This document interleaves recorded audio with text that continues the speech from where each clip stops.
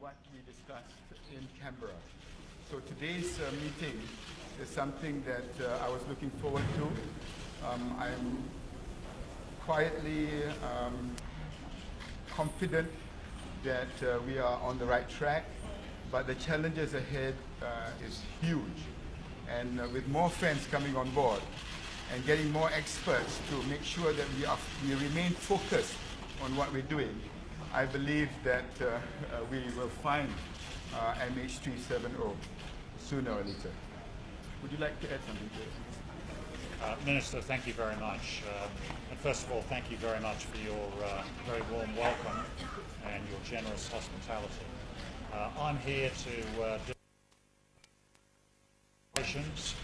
to enable the trilateral ministers meeting in Canberra on Monday.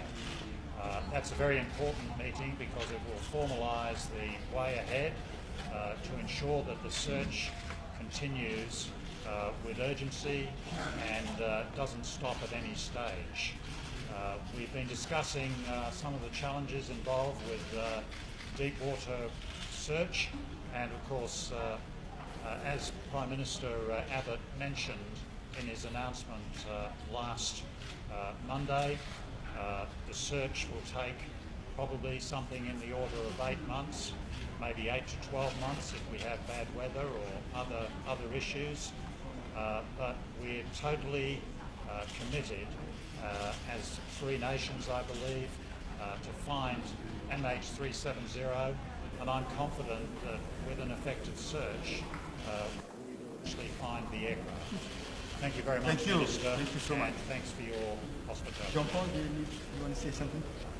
Yes, I'm here today to share my experience with the Australian and Malaysian authorities in charge.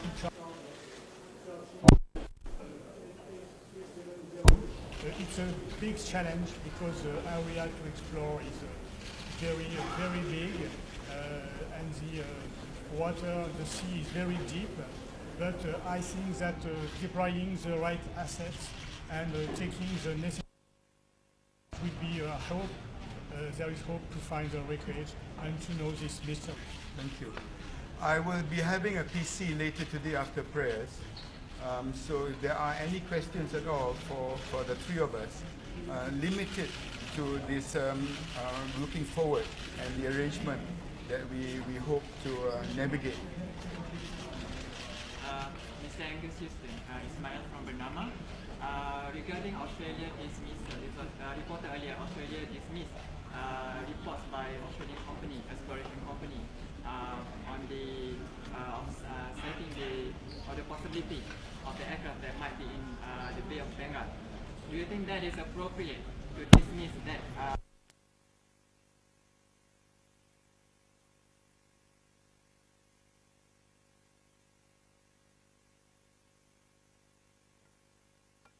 I understand that there are 3 ships from the Bangladesh Navy that are over the reported area at the moment.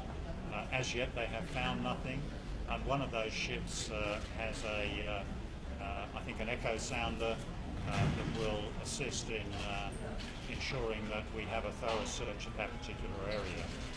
But I would say very quickly, the heaviest weight I put on all the evidence that is before us is the great work that the World team here in Kuala Lumpur has done with the analysis of the manual, the handshakes between the aircraft and the satellite, and also the simulation work that's also been done to define the area in the Southern Ocean. I'm confident that the area in the Southern Ocean is the right search area, and I'm sure that in the fullness of time we'll find the aircraft in that area of the Indian Ocean. Thank you. I can also confirm that I'm looking at the possibility of Sapura Kencana that has the ability to search that area, because that lead can only be confirmed by getting physically appropriate vessels to search that area. But I just want to stress that by doing that, we are distracting ourselves from the main search. And in the event that the results from the search is negative, who is going to be responsible for that loss of time? Secondly, if we are irresponsible in our approach and going forward with that lead, we also have to understand the emotions of the family. Now, in the event that we do spend money, which is going to be expensive, getting more vessels out there, it's going to take time, which is going to affect the operations of our present search in the area that we have identified. And thirdly, it's going to impact on the emotional roller coaster of the families of those passengers. That is something that we take into consideration when deploying assets into confirming or disproving what has been announced by that particular company. So that must be mentioned and put straight. Another conversation on TV. Yesterday, the reporter released by the Malaysian government were noticed around 1:38, Kudumi City consent to give the information. They get no signal from the MH370. But after 4 hours, the Malaysian government started. These sort of questions I will deal with this afternoon after prayers. I think to be fair to my guests, we need to concentrate on the relationship moving forward. Those particular issues that relating to my statement yesterday and documents and information released, I will deal with it this afternoon. Yeah. My question is to Sir Sean. In the BM reports from the French case, you have suggested that the airline should use 90 days in locators methods. Until now, not many airlines are implementing suggestions. Have you had any comment? Well, our recommendation addressed to the ICAO and to the different safety authorities. It is our duty to make this recommendation mandatory. I understand that now they've decided that it should be mandatory to a certain date. I don't remember exactly the date, but it's not mandatory today. But I know that some airlines have decided by their own to increase the duration of the battery. So my suggestion is that any airline does not wait for the requirement from ICAO or other safety authority to change the battery on their recorders. Maybe one or two more questions maximum. At the back. Hi. In relation to the delivery, what do you think from your point of view is it that we don't concentrate on the mistakes of the past and move forward positively? Sorry, in relation to the preliminary report released last night, how important from your point of view is it that we don't concentrate too heavily at this moment on mistakes of the past? well, look, the Minister's going to handle the preliminary report later, but let me just say our efforts at the moment should be focused wholly and solely on the search. We need to continue the search.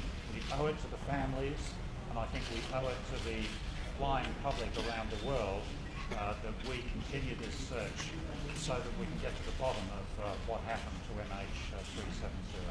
Thank you. One more? The blueprint search has come up empty. Can we say now that we were wrong about narrowing it down to a small search area?